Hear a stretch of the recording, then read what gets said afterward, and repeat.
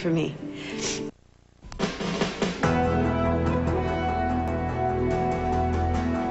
This is an ABC News special report. Good afternoon, everybody. We interrupt your regular programming to tell you of a plane crash in northeastern Minnesota, where we have just had confirmed a short while ago 8 people were killed on a small beach aircraft that was on its way to Eveleth, Minnesota, including Senator Paul Wellstone of Minnesota.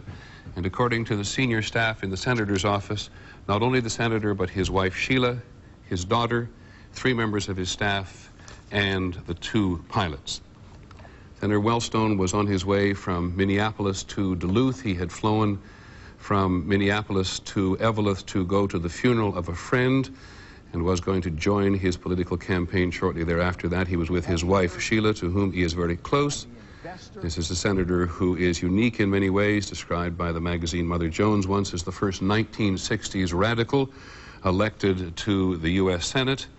We have several reporters, not only who knew the senator, but who are trying very hard to confirm all of the details of this. But what we do now know, and we've had confirmed from the senator's staff, is that Senator Wellstone, his wife Sheila, his daughter, 3 members of his own staff, and 2 pilots were all on this beach aircraft that was trying to land at Eveleth, Minnesota, in not altogether difficult but fairly dank weather circumstances, with a ceiling of about 700 feet and clouds at 400 feet. I'm going to go first to Minneapolis, to ABC News' John Cochran, who is on the phone with us there and was with Senator Wellstone a short while ago. John, what do you know?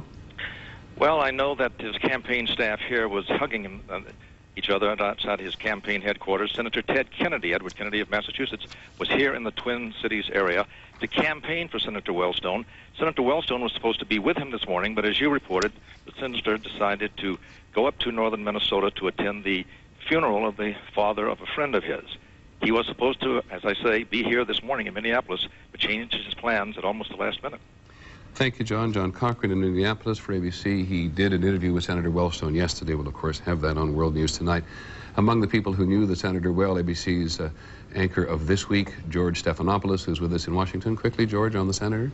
Well, Peter, probably the most outspoken liberal in the Senate. He was running for his 3rd term here in Minnesota. Very tough race. The only vulnerable Senate incumbent who actually voted against President Bush on the war resolution. Former college professor, 21 years at Carleton College, and former high school wrestler and college wrestler and wrestling coach. And what I remember about him, Peter, is seeing him in the gym, out on the campaign trail, but always when he was, even when he was working out, he was pushing his big issues: universal health care, education. Thank you, George, very much. And very quick comment now from ABC's Linda Douglas, who covers the senator on Capitol Hill. Linda?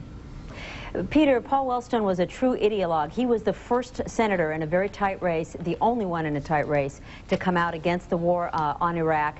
And ideologues, that is, people with strong core beliefs, admire each other. Many strong conservatives in the Senate admired Senator Wellstone's unflinching liberalism. Thank you very much, Linda Douglas. We'll have a good deal more about this, obviously, on World News tonight. And though it is sad to say, with 8 people having lost their lives, including the senator, his wife, and their daughter, in political circles throughout the country, with the Senate races now so tight between the Democrats and the Republicans, this is going to have the same dynamic effect.